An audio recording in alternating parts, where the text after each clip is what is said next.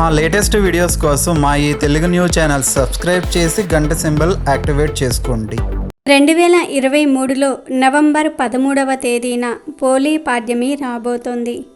కార్తీక మాసం నెల రోజుల పాటు నియమంగా పాటించిన వారు అమావాస్య మర్నాడు మార్గశిర మాసం మొదటి రోజు అయినటువంటి పాడ్యమి రోజు దీపాలు వెలిగిస్తారు. ఆ రోజుతో కార్తీక మాసం పూర్తయినట్టు. ఈ రోజునే పోలీ పాడ్యమి లేదా పోలీ స్వర్గం అంటారు. పోలీ పాడ్యమి కార్తీక మాసం చివరి రోజు చేసే క్రతువు. ఉదయాన్నే ఒత్తులు వేసి అరటి దొప్పలలో దీపం పెడతారు. అలా భగవంతుణ్ణి కొలుస్తారు. హరిహరులకు కార్తీక మాసం ప్రీతికరమైంది. మాసం ముగింపు సందర్భంగా తెల్లవారుజామున నేతిలో ముంచిన ఒత్తులతో అరటి డొప్పలతో దీపాలను వెలిగించి భక్తులు నదులు పుష్కరిణిలలో వదులుతూ ఉంటారు. వీలు కాని వారు ఇంటి వద్ద బకెట్ లేదా డప్పుల్లో వేస్తారు. స్త్రీలు అత్యంత భక్తి శ్రద్ధలతో జరుపుకునే నోముల్లో పోలీ స్వర్గం నోము ఒకటి. పురాతన కాలం నుంచి తన ఉనికిని కాపాడుకుంటూ వస్తున్న ఈ నోము ఈ తరం స్త్రీలను కూడా ఎంతగానో ప్రభావితం చేస్తోంది. కార్తీక మాసంలో ఆఖరి రోజు అనగా అమావాస్య మరుసటి రోజు తెల్లవారుజామున పోలిని స్వర్గానికి పంపిస్తారు. కార్తీక మాసం చివరి రోజు చీకటితో లేచి అంటే సూర్యుడు తులారాశిలో ఉన్నప్పుడే లేచి నెల రోజులు చేసినట్టుగా స్నానం చేసి అరటి డొప్పల్లో ఒత్తిని వెలిగించి చెరువుల్లో కానీ లేదా ఒక బేసిన్లో నీళ్లు పోసుకొని కానీ దీపాలను వదులుతూ కార్తీక మాసానికి వీడ్కోలు పలుకుతారు. అయితే ఈ పోలీ పాడ్యమి పూజ ఎలా చేసుకోవాలి? దీపాలు ఏ ముహూర్తంలో వెలిగించుకోవాలి? 31, 32, 33 ఎన్ని దీపాలు వెలిగించుకోవాలి? ఎలాంటి పొరపాట్లు చేయకూడదు? అలాగే పోలీ స్వర్గం కథ ఏమిటి అనే విషయాన్ని ఈరోజు మనం ఈ వీడియోలో వివరంగా తెలుసుకుందాము. ఫ్రెండ్స్, ఫస్ట్ అయితే ఈ వీడియోకి ఒక లైక్ కొట్టి మా ఛానల్ని సబ్స్క్రైబ్ చేసుకొని మాకు సపోర్ట్ చేయండి.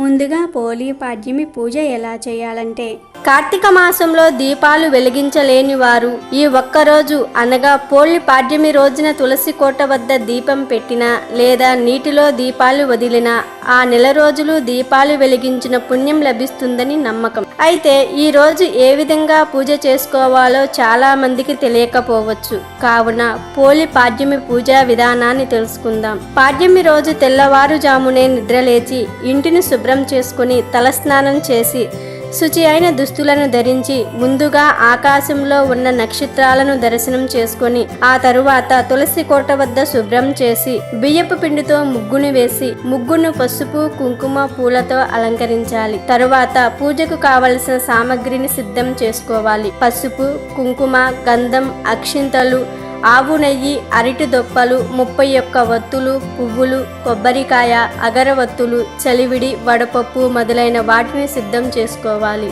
ఇంటిలో దీపారాధన చేసుకొని తర్వాత తులసి కోట వద్ద ఆవు నెయ్యితో దీపారాధన చేసుకోవాలి. ఆ తరువాత 31 వత్తులను అరటి దొప్పలతో సహా నీటిలో వదలాలి. ముందుగా వత్తులను పత్తితో తయారు చేసుకుని ఆవు నేతిలో నానబెట్టి ఉంచుకోవాలి. పాడ్యమి రోజు ఉదయం ఏదైనా కాలువ వద్ద గాని చెరువు వద్దకు వెళ్లి ఒక అరటి దొప్పలో ముందుగా నానబెట్టి ఉంచుకున్న ఒక వత్తులను ఉంచి చిటికెడు పసుపు కుంకుమ వేసి ఒక పుష్పం అక్షింతలను వేసి కొంచెం చలివిడి వడపప్పును నైవేద్యంగా ఆ అరటి దొప్పలో ఉంచి ఆ వత్తులను వెలిగించి నెమ్మదిగా నీటిలో వదలాలి.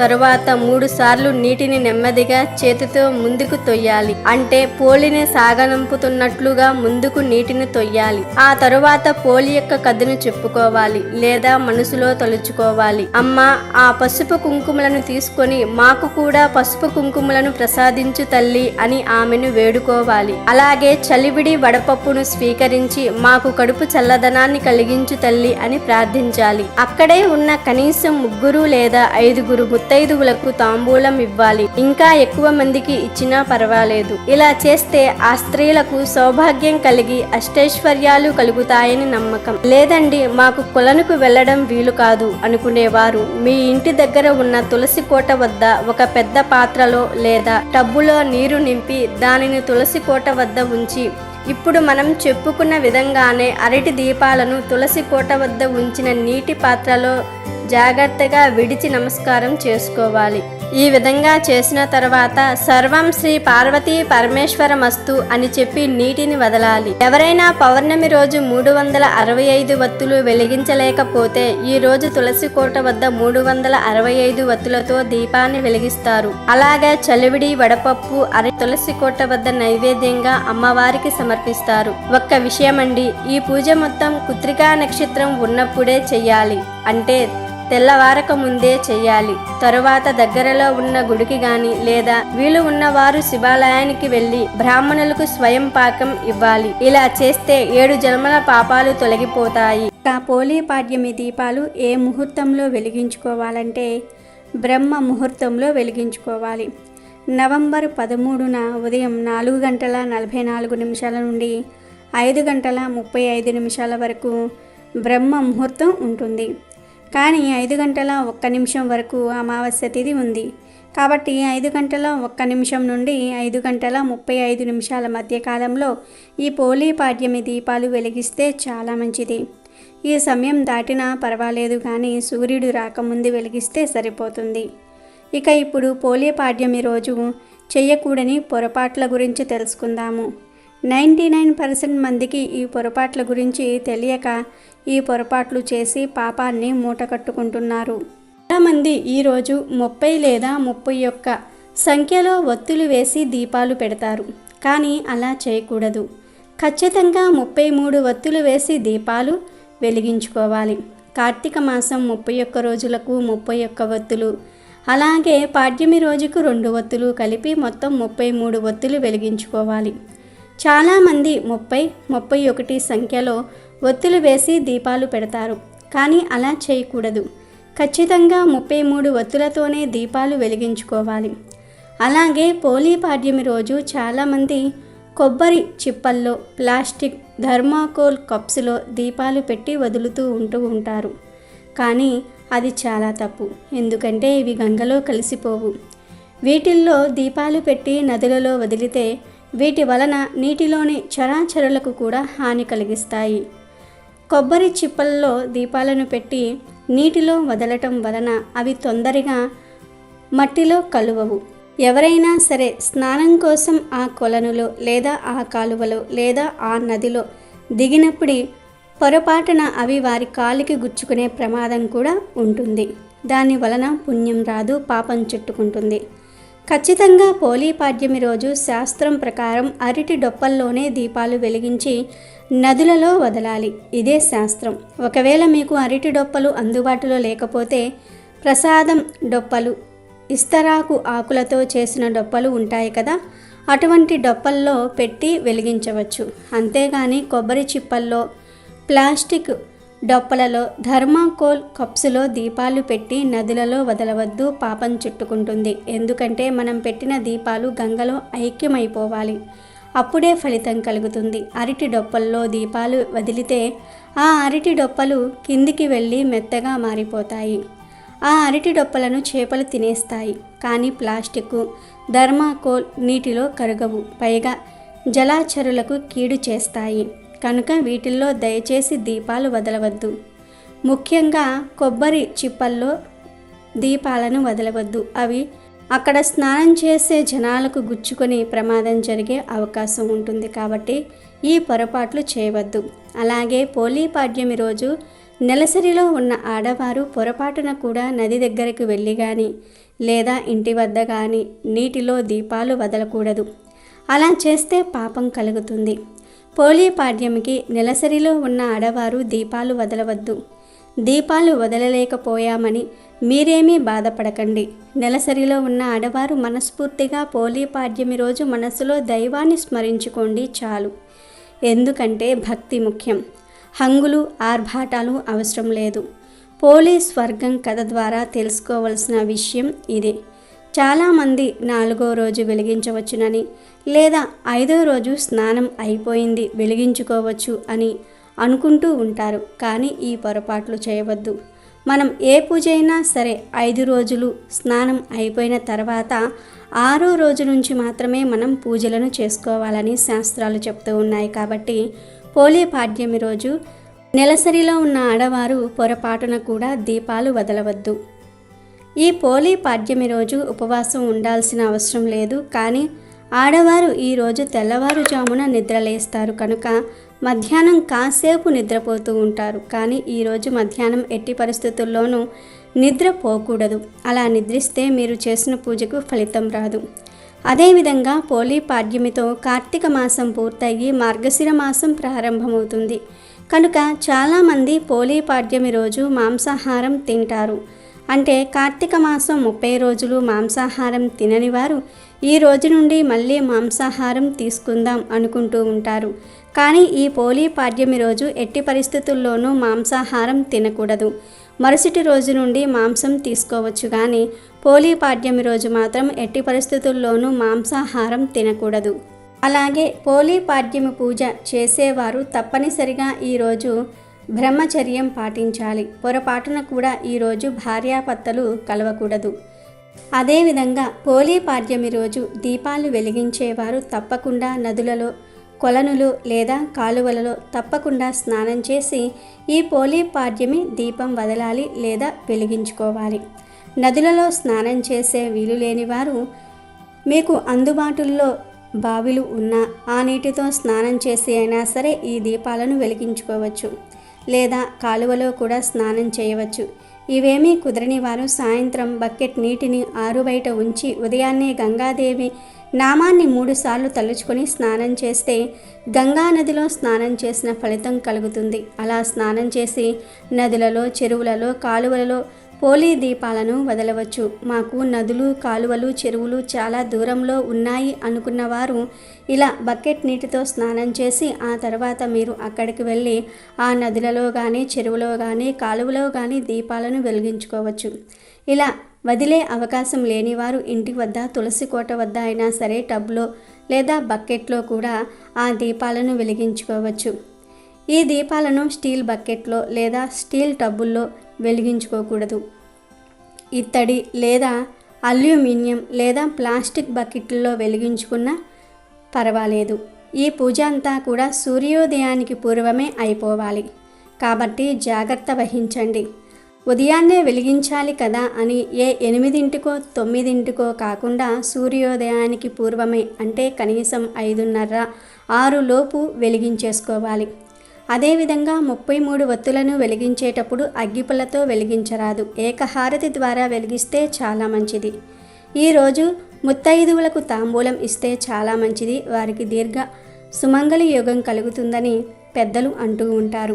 పొరపాటున కూడా ఆ తాంబూలంలో నలుపు, కాఫీ రంగు, ఊదా రంగు వంటి కలర్లో ఉన్న జాకెట్ ముక్కలను ముత్తైదువులకు ఇవ్వకూడదు. ఎరుపు, ఆకుపచ్చ రంగు, పసుపు రంగు ముక్కలు ఇస్తే చాలా మంచిది. కాబట్టి పోలీ పాడ్యమి రోజు పూజ చేసే వారందరూ కూడా తప్పక ఈ నియమాలను పాటించుకోవాలి. అప్పుడే మీరు చేసే పూజకు ఫలితం లభిస్తుంది. లేదంటే పూజకు ఫలితం రాదు, పైగా కష్టాలు ఎదురవుతాయి. ఇక ఇప్పుడు చివరిగా పోలీ పాడ్యమి కథను విందాం. పూర్వం కృష్ణా నదీ తీరంలో బాదర అనే ఒక గ్రామం ఉండేది. ఆ ఊళ్ళో పోతడు అనే ఒక చాకలివాడు ఉండేవాడు. ఆయన భార్య మాలి, మహాగయ్యాలి. ఆ వీధిలోనూ ఆ ఊళ్ళోనూ ఆమె ఎవ్వరినీ నెగ్గనిచ్చేది కాదు. ఆమెకు 4 కొడుకులు. వాళ్ళందరికీ కూడా వివాహం జరుగుతుంది. మొదటి 3 కోడళ్ళు కూడా అత్తగారి మాదిరిగానే గొడవలు పెట్టుకునే రకం. అందువలన మాలి ఆ 3 విషయంలో తగ్గి ఉండేది. 4వ కోడలు పోలి అంటేనే ఆమెకు మహాలోకువ. పోలికి అనుకువ, దైవభక్తి ఎక్కువ. పోలి భర్త కాస్త మెతక మనిషి. అందువలన ఆమె ఆ ఇంట్లో మరింత అలుసు అవుతుంది. అతతో పాటు మిగతా 3 కోడళ్ళు కూడా ఆమె పట్ల చాలా కటువుగా ప్రవర్తిస్తూ ఉంటారు. వాళ్ళంతా ఏ పని చేయకుండా మొత్తం పనంతా కూడా పోలికి అప్పగించేస్తూ ఉంటారు. దాంతో పోలికి చాలా కష్టమైపోతూ ఉంటుంది. పోలి చాలా కష్టపడుతుందని తెలిసిన భర్త ఎవరినీ ఏమీ అనలేని పరిస్థితి. పాపం ఊళ్ళో వాళ్ళు కూడా పోలి పరిస్థితికి జాలిపడుతూ ఉంటారు. ఆమెకు ఆ ఇల్లే పంజరమైపోయిందని చెప్పుకుంటూ ఉంటారు. అలా ఒకసారి కార్తీక మాసం వస్తుంది. మాలి తన 3 కోడళ్లను తీసుకుని రోజు నదీ స్నానానికి వెళ్ళి వస్తూ ఉంటుంది. అక్కడ వారు దీపాలను వెలిగించి వస్తూ ఉంటారు. పోలిని ఇంటి దగ్గరే ఉంటూ పనులన్నీ చూసుకోమని చెప్తూ ఉంటారు. పోలి ఇంటి పనులతో సతమతమవుతూ ఉంటుంది. అయితే ఇన్ని రోజుల పాటు మాలి వాళ్ళు నదీ స్నానానికి వెళ్ళినా వాళ్లకు భగవంతుడిపై దృష్టి నిలవదు. ఇంటి దగ్గర పోలి పాలు తాగేస్తుందేమో, దొంగతనంగా పెరుగు అమ్మేస్తుందేమో, కార్తీక మాసం పూజ చేసేస్తుందేమో అని ఆమె గురించే ఆలోచన చేస్తూ ఉంటారు. పోలి మాత్రం మనసులో దైవానికి తన ఆవేదన చెప్పుకుంటుంది. కార్తీక మాసంలో నదీ స్నానం కాదు కదా, పూజ చేసుకోవడానికి కూడా పోలికి సమయం కుదరటం లేదు.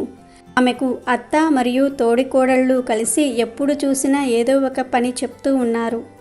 దాంతో తీరిక ఉండటం లేదు అని పోలి బాధపడుతుంది. తన వంటి దురదృష్టవంతురాలు ఉండకూడదని అనుకుంటుంది. అలా కార్తీక మాసం చివరికి వచ్చేస్తుంది. ఎప్పటిలాగే పోలికి పనులు అప్పచెప్పి అత్త మరియు మిగిలిన 3 కోడళ్ళు నదీ స్నానానికి వెళ్తారు.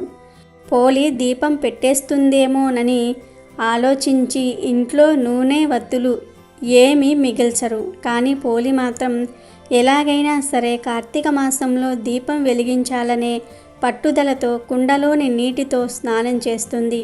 చిరిగినదే అయినా వాటిల్లో కాస్త మంచిదైన వస్త్రం ధరిస్తుంది. ఒక గుడ్డ పీలికను ఒత్తిగా చేసి కవ్వానికి అంటిన వెన్నను తీసి దీపం వెలిగించి భగవంతుడికి నమస్కరించుకుంటుంది. అత్తవారింట అనేక కష్టాలు పడుతూ కూడా తన నామాన్ని స్మరించిన పోలి, తనను పూజించడానికి సమయం లేదని ఆవేదన చెందిన పోలి, ఎలాగైనా సరే కార్తీక దీపాన్ని వెలిగించాలని ఆరాటపడిన పోలి నిజంగా ఆమె గొప్ప భక్తురాలు అని విష్ణుమూర్తి అనుకుంటాడు. వెంటనే తన సేవకుడైన సులీడుని పిలిచి పోలిని దివ్య విమానంలో వైకుంఠానికి తీసుకురమ్మని చెప్పి పంపిస్తాడు. దాంతో క్షణాల్లో సులీలుడు పోలి ఇంటికి చేరుకుంటాడు. ఒక దివ్య విమానం తన వాకిట్లో నిలవటము, అందులో నుంచి ఒక దివ్య పురుషుడు దిగి రావడాన్ని పోలి ఆశ్చర్యంగా చూస్తుంది. అప్పుడు సుశీలుడు పోలి దగ్గరకు వచ్చి, అమ్మ, నేను వైకుంఠం నుంచి వచ్చిన విష్ణుమూర్తి సేవకుడను అని చెప్తాడు. ఆమె భక్తికి మెచ్చిన విష్ణుమూర్తి ఆమెను దివ్య విమానంలో వైకుంఠానికి తీసుకురమ్మని తనను పంపించాడని అంటాడు. ఆ మాటలను పోలి నమ్మలేకపోతుంది. ఆమెలో ఆనందాశ్చర్యాలు చోటు చేసుకుంటాయి. ఎలాగో ఆశ్చర్యం నుండి బయటపడి పోలి విమానం ఎక్కడానికి సిద్ధమవుతుంది. దివ్య విమానాన్ని పోలి ఎక్కుతూ ఉండగా ఆమె అత్త, తోడికోడళ్ళు ఇంటికి తిరిగి వస్తూ దూరం నుంచి ఆ దృశ్యాన్ని చూస్తారు. విషయం ఏమిటనేది వాళ్లకు అర్థమైపోతుంది. పోలి స్వర్గానికి వెళ్తోంది. తాను కూడా ఎలాగైనా సరే స్వర్గానికి వెళ్ళాలి అనే ఉద్దేశంతో మాలి పరిగెత్తుకు వచ్చి పోలి పాదం పట్టుకుంటుంది. మాలి పాదాన్ని పెద్ద కోడలు, ఆమె పాదాన్ని తరువాత కోడలు, ఇలా అంతా ఒకరి పాదాలు ఒకరు పట్టుకొని గాల్లో వేలాడుతూ ఉంటారు. అప్పుడు సుశీలుడు, ఇది విష్ణుమూర్తి అనుగ్రహంతో మాత్రమే అడుగు పెట్టగలిగే దివ్య విమానం. ఎంతో పుణ్యం చేసుకుంటేనే తప్ప ఎవరికీ ప్రవేశం ఉండదు. అందువలన పోలి పాదాలను వదలండి. మీరు చేసిన పాపాలకు నరకమే శరణ్యం. మీరు వెళ్ళవలసింది అక్కడికే అని అంటాడు.